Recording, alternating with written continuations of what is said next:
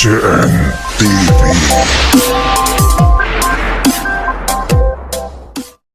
informasi lainnya, Saudara, sidang perkara suap dan perintangan penyidikan dengan terdakwa Sekjen PDI Perjuangan Hasto Kristianto kembali digelar di Pengadilan Tipikor Jakarta Pusat. Sidang menghadirkan 3 saksi.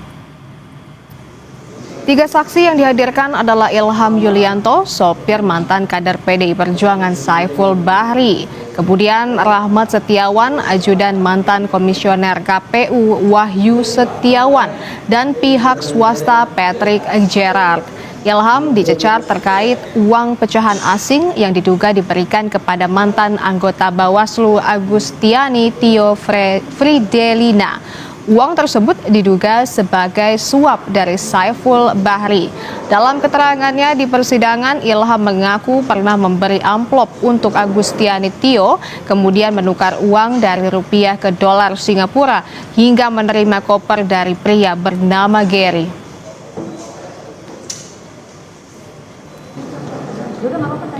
Dalam persidangan Hasto sebelumnya, jaksa penuntut umum memutar rekaman percakapan telepon antara mantan anggota Bawaslu Agustiano Tio Fridelina dan mantan kader PDIP Saiful Bahri.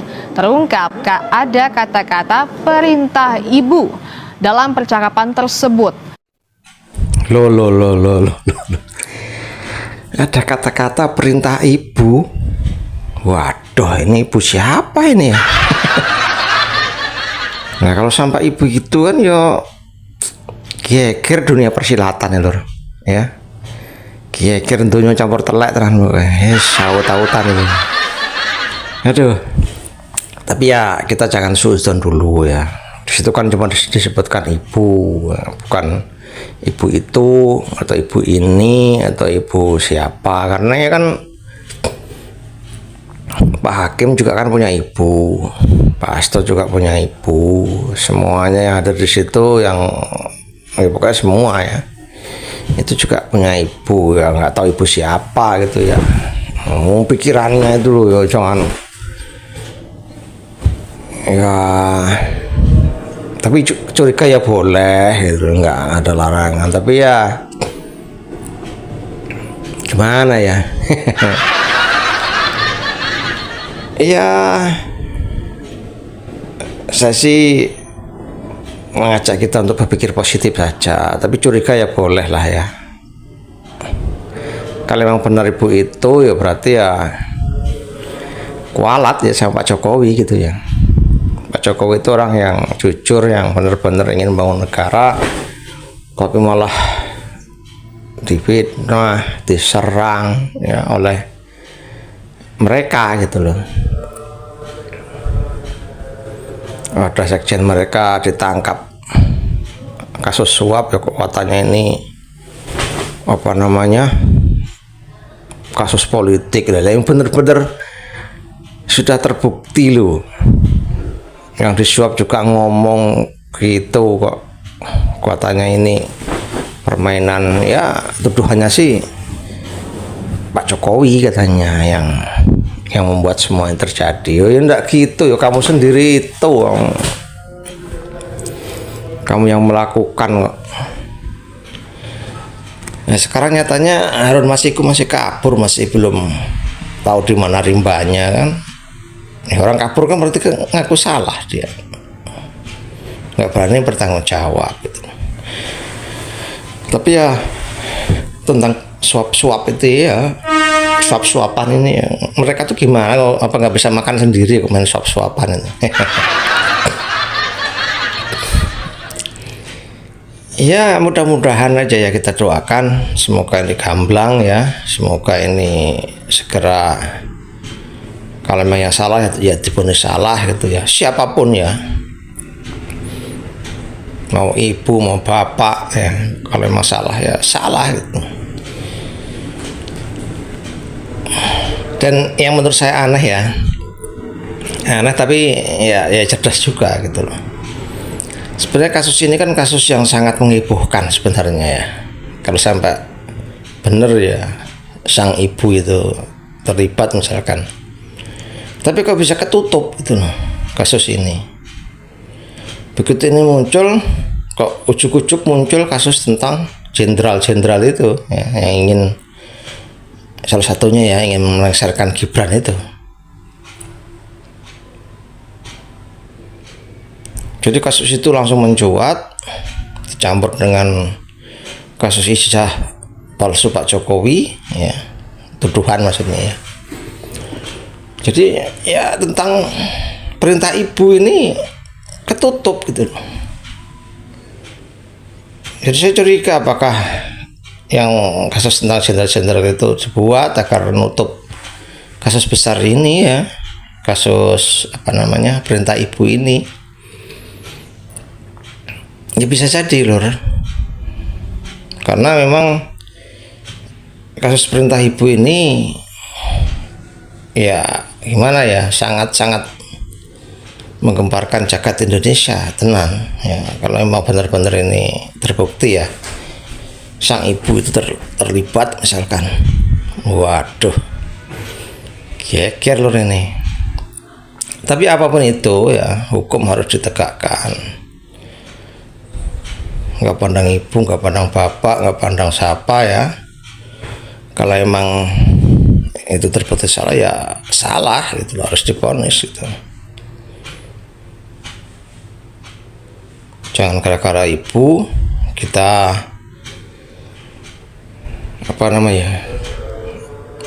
sang hakim nggak tega, apapun itu nggak bisa begitu.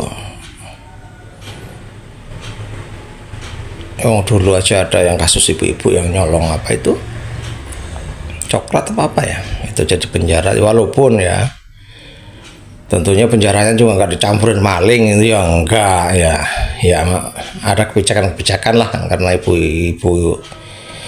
itu ya yang saya ceritakan ini ya, bukan ibu ini tapi ibu itu kan sudah tua, sudah ya pikun lah gitu. Jadi ya seandainya benar-benar di penjara juga ya nggak mungkin dicampur sama orang-orang yang preman itu, yang enggak lho, ada etika masih ada lah gitu ya. Tapi ya itu perintah ibu, waduh, ini kata-kata itu ngeri saya dengarnya.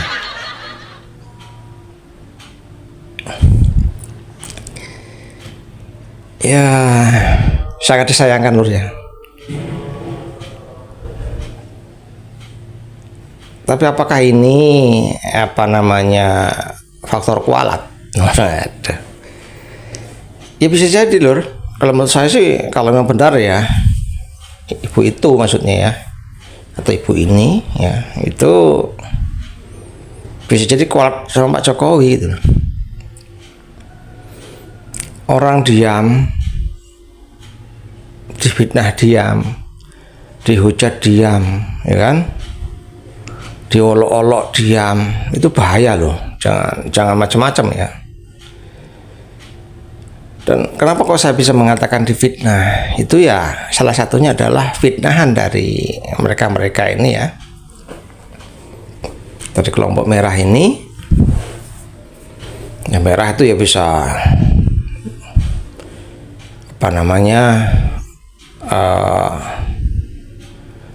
ya pokoknya warnanya merah lah gitu ya. PSI juga merahan gitu, nggak harus pikirannya itu loh, nggak harus kesana. Orang kok seringnya pikirnya negatif. Fitnahan menurut saya terbesar untuk Pak Jokowi itu adalah Pak Jokowi katanya merengek minta 3 periode gitu. Oh, itu digemur-gemurkan ke sana ke sini ya. Wal, mereka tuh kompak ngomong begini ngomong begitu. Pokoknya menurut saya itulah fitnahan yang terkeji menurut saya. Pak Jokowi merengek minta 3 periode. Saya sendiri tuh sempat ya nggak percaya, cuman ikut merasakan malunya Pak Jokowi itu, saya ikut merasakan gitu. Karena saya sebagai orang yang pendukung Pak Jokowi ya, di hati saya tetap mengatakan nggak mungkin. Karena saya mendengar langsung juga dari Pak Jokowi, pernyataan Pak Jokowi, Pak, itu tidak benar ya. kalau mungkin ada orang-orang di bawah Pak Jokowi menginginkan ya Pak Jokowi 3 periode itu iya, tapi itu bukan keinginan dari Pak Jokowi ya. Kalau ada orang ingin, namanya orang ingin itu hak orang itu kan gitu. Tapi tuduhan itu ya, langsung diplak ditujukan ke Pak Jokowi bahwa Pak Jokowi minta 3 periode. Dan alhamdulillahnya ketika wartawan menanyakan kepada Mbak Puan Maharani, Mbak Puan menyangkal nggak ada, Pak Jokowi itu nggak pernah minta begitu loh kan. Alhamdulillah itu di antara kebohongan-kebohongan itu ternyata masih ada yang jujur gitu di antara mereka gitu. Ya alhamdulillah gitu loh. Ya kan akhirnya bisa apa ya, masyarakat itu bisa tercerahkan, tetapi ya tetap yang mengatakan bahwa yang menyatakan kebenaran itu satu, sementara 100 orang mengatakan yang beda, orang tetap akan condong ke yang 100 orang itu gitu. Yang 1 orang ketutup beritanya akhirnya kan, seperti sekarang ini kan, ijazah palsu, diserang kayak ada kelompok gitu, kelompok yang kalau menurut saya ini ada yang nyetir kok, ada dalangnya, ini nggak mungkin nggak, kayak Roy Suryo yang lain-lain itu, Dr. Tifa, Ketua Bangka Amin Rais juga itu tuh, saya yakin ada di belakang mereka tuh ada yang nyetir, tahu kelompok mana gitu, nggak tahu apa dalam negeri apa dari luar negeri, yang itu pingin bikin bahwa satu, pemerintahan Pak Prabowo ini nggak aman gitu kan, banyak masalah. Yang kedua, kelompok ini menginginkan atau ingin sekali memisahkan antara Pak Jokowi dengan Prabowo gitu loh. Mereka tuh nggak senang kalau orang dua ini bersatu, itu nggak senang. Karena apa? Ketika Prabowo dengan Jokowi ini bersatu, maka membentuk satu kekuatan yang sangat kuat gitu loh. Digoyangnya susah itu. Kalau mereka bisa dipecah, bisa gitu. Awalnya ya nyongkel Gibran dulu kan gitu. Setelah Gibran tercongkel, dipasanglah nanti orang yang pro mereka. Nah ini kan langkah keduanya itu yang ngeri, nyongkel Pak Prabowo gitu. Makanya Pak Prabowo harus hati-hati juga bahwa ketika ada orang mau menyongkel Mas Gibran, itu berarti langkah awal akan menyongkel Bapak gitu ya, Pak Prabowo. Tapi saya yakin Pak Prabowo juga udah feeling ke sana sudah. Tapi ya mudah-mudahan ya kasus Pak Jokowi ini, tuduhan ijazah palsu ini segera berakhir, orang-orangnya itu sudah ditangkap, di penjara sampai, kalau misalkan 6 tahun kan nanti ya, sampai pilihan lagi 2029 kan mereka belum keluar tuh. Nah, jadi ketika nanti ada pemilu di 2029, mereka ini nggak ganggu gitu loh. Karena mereka ini sudah ada dalam tahanan, jadi ya istilahnya tuh penyakitnya itu sudah dikurung. Nah, nanti ketika ada pemilu, ya insya Allah biar aman gitu. Karena penyakitnya tuh ini gitu. Dari kemarin tuh penyakitnya ya ini. Ya mudah-mudahan para jenderal-jenderal itu juga udah pada mati, jadi ya kita bukan mau doakan jelek ya, tapi kan demi bangsa gitu loh, mati demi bangsa juga nggak apa-apa gitu, demi bangsa aman gitu. Nah, nanti ketika ada pemilu 2009